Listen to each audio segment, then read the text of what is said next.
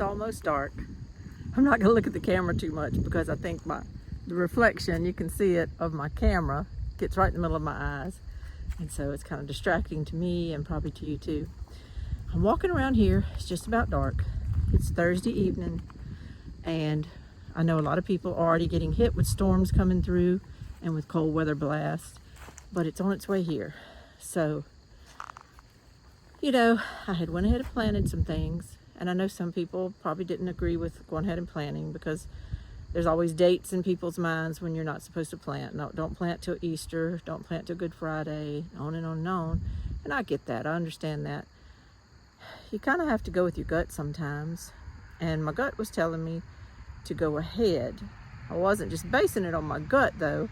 I was basing it on the forecast that was posted on the apps that I have, and went all the way through the 21st and was showing one little colder snap where the low got to 41 and 42. I had told y'all about that the other day, but I didn't really, sometimes you just do a whole video and you don't realize you didn't say something. Those 41 and 42 temps were the 7 a.m. in the morning temps. Before that and after that, it had warmed up. You know, it was in the 70s and 60s. Then it hit the 41 one morning, went back up into the 60s, hit the 42 the next morning, went back up into the 70s.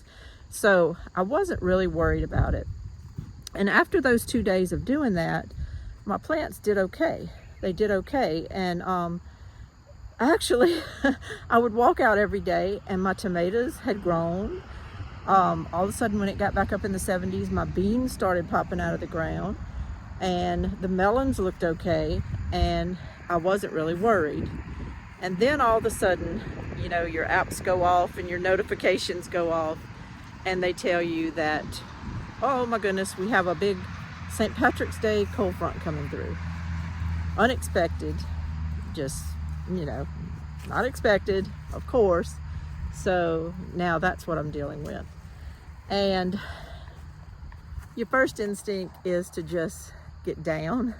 Just get down and think, I planted too soon and all my plants are just going to be gone. And I've watched the weather, I've watched it, and they've actually tracked it a little lower than what they were saying at first. At first they were saying it could get down to 38, 37. Now they're saying it might get down to 33. It all depends on what you look at though. If you look on the hour by hour, it doesn't say that. It says a little bit higher, back up into the 37, 38. If you look at the where they project out for, like, say 12 days, it shows 33. The 33 is really close to 32 and that's not good. And I know my melons won't like it, and I know the tomatoes won't like it. And that's what is done though. You know, I planted. I was also basing it on some other feedback that I got from other homesteaders that lived around here that are in touch with a lot of sources that I don't have, that said the Deep South was through with freezes. And everything was telling me that was kind of right. And technically, if it doesn't get to 32, we haven't had a freeze. But if it gets close to a freeze, that's not good. So I spent a day or so just kind of with my gut hurting because, you know, you start seeds, it's a lot of trouble. It's a lot of time you invest in them and a lot of love. You know, you watch those little things like they're babies, and it's just like having a bunch of grandkids over your house and you're taking care of them and feeding them and up-potting them and putting lights on them every morning and making sure that light doesn't go off till the last minute at night, and you're just worrying about them. Okay, so then you plant them out when they're big enough to leave the nest, and then Mother Nature decides, you know, it's gonna maybe possibly get in the low 30s. So that's what's been on my mind today, and it's been kind of gut-wrenching. And I've walked around several times today and I've just looked at everything, not telling them goodbye, but just looking at them and trying to decide what's the best thing to do. And then I just decided, you know what, I'm gonna do everything I can. I'm gonna do everything I can. There's a lot of farmers around me, and on roads, all the off roads and stuff on either side of the highways, wherever me and my husband go riding, there's tons of farming. And we were noticing earlier this week when we went riding, that not only had they all planted corn, but the corn is up. The corn is up. So I thought to myself, you know, they didn't know it was going to do this either, or maybe it doesn't hurt corn, but I would think that a freeze would hurt corn that's only 3 or 4 inches tall. It's just coming out of the ground. It's just seedlings right now. So why would they plant, you know, they didn't know this either. So I'm not completely crazy, I don't think. It is what it is. So I've been looking at them, and then all of a sudden today I was like, you know what? Fight. Fight for them. So I got some dirt. I did moisten it a little bit, and I went around to all my tomatoes and I mounded them up even more. And when you plant tomatoes, the best thing to do is to plant them as deep as possible to where only their top leaves are sticking out at the top, and to plant them all the way up their stem, which I did. But I planted them almost a week ago, and so some of them had grown and were kind of little stems up in the air.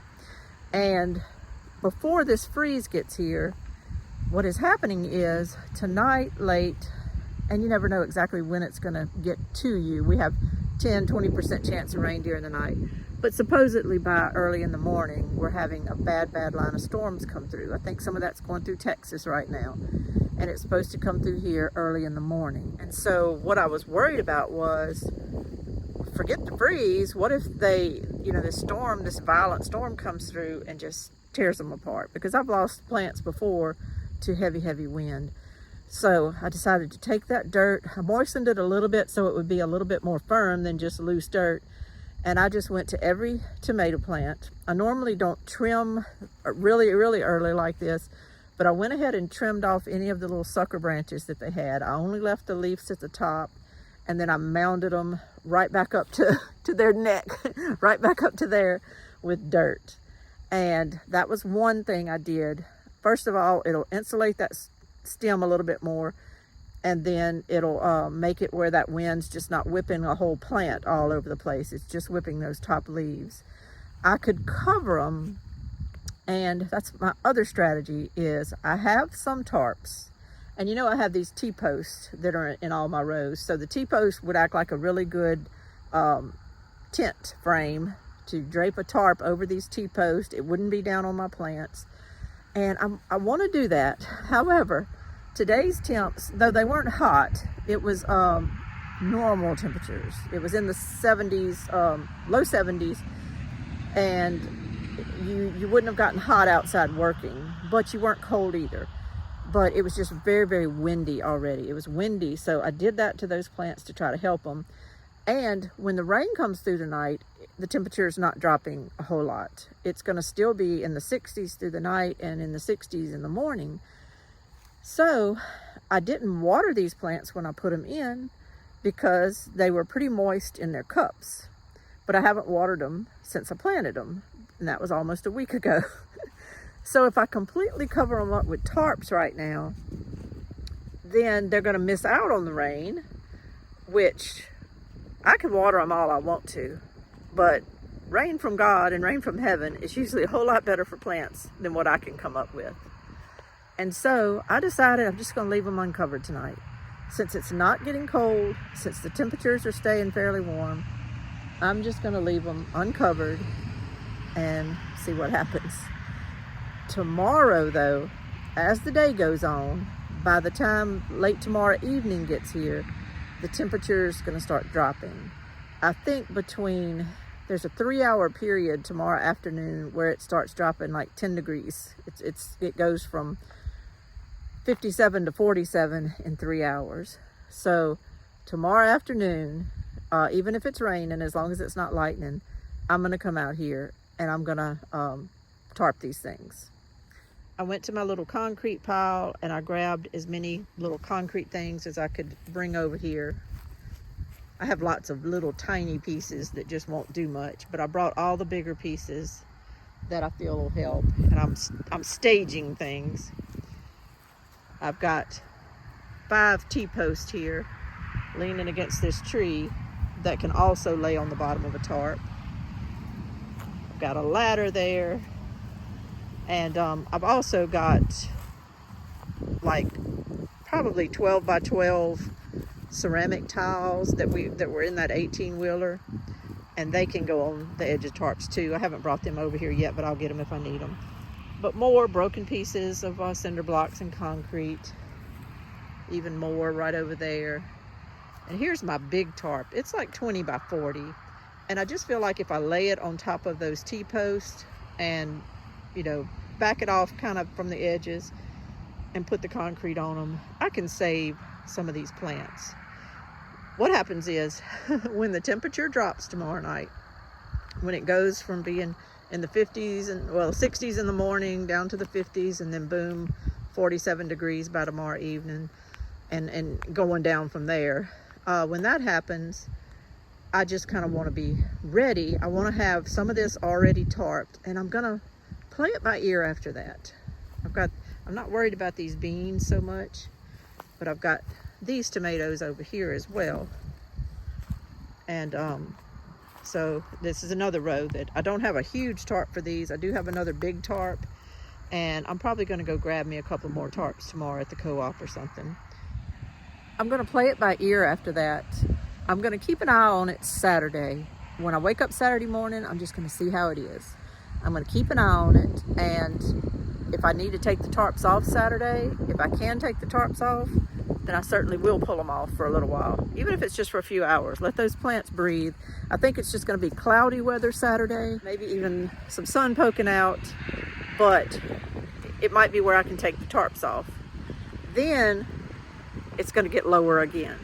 Then Saturday night, overnight, I think when we wake up Sunday is when that 33 temperature might be here.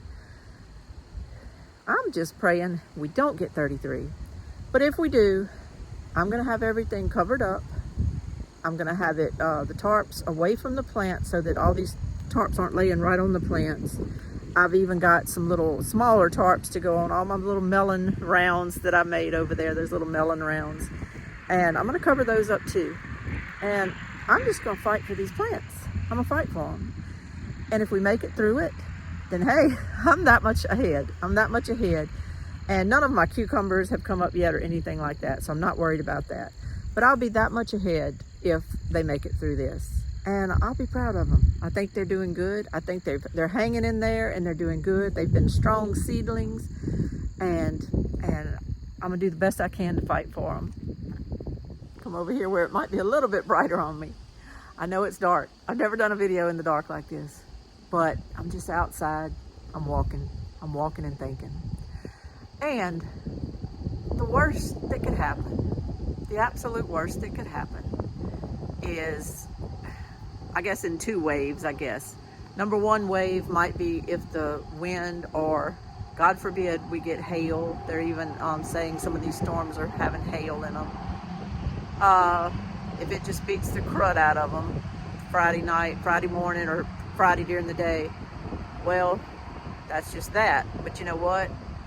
We get plenty of thunderstorms in April. We get plenty of thunderstorms in May, June, and July, and anything could have happened to them at that point as well. And they might have been loaded down with buds or with fruit at that point. So I'm not going to complain. If they're all going to get beat up and destroyed by wind and hail, you know, I guess the best time for it to happen would be right now. The next thing is, it's early. If I planted too early, then I'm not too late to start over. And I'll do some seedlings because I want to grow some of those heirloom tomatoes that I just can't go buy at the nursery. But I can go buy Cherokee Purple Starts. I can go buy Celebrities. I can go buy Better Boys. I can go buy lots of different brands. And I may just end up doing that. I can go buy lots of peppers. My Ace Hardware that's kind of local to me sells tons of peppers and stuff. I can start over with that. And melons, I normally don't even start all these melons in the house. Last year I started some Iroquois melons, some cantaloupes, and they did okay. And so I thought this year I would just branch out and start some more different kinds. So I did, but you know what? You can stick a melon seed in the ground and you can still have a melon pretty good, pretty early. It's not that big a deal to have my melons plants get ruined. I don't want it. I talk to these things like they're my babies. I don't want to see them go down. But if they do go down, it just is what it is. It's March today, I believe, is March 16th, and I can just stick seeds in the ground. I can just stick seeds. The pumpkins, the Cushaw green pumpkins, the sugar pie pumpkins, the Ford Hook gems, all of that came up so quick in my seedling trays. I mean, they came up in 3 days or so. So I know that if I stuck those seeds in the ground, they would come up, and I would have pumpkins and everything, hopefully with no problem. So you always have to be thankful. It's a little bit of a gut punch to think you might could lose them, but I'm gonna fight. I'm gonna fight for them, and we're gonna see what happens. Maybe the whole darn thing will just pass us by. Maybe the whole darn thing will just pass us by, who knows? And if it doesn't, and if there's some problems, I'm gonna just revert back to the way I've always gardened and just stick seeds in the ground and go to the store and get some tomato plants. It's not a failure, it's a learning experience. And you only get better if you go through things. Nothing may happen, but I'm still learning. And that's how everybody learns. Thank you so much for hanging in here with me with this grainy, dark video. What's wrong with you? Why are you still watching after all this time? Find something to do tonight. I appreciate it. I thank you so much. This is Lainey from the Hilltop Home Place. I hope the weather's not bad at your house, and I hope everybody stays safe. Y'all have a great evening, great night. Bye-bye.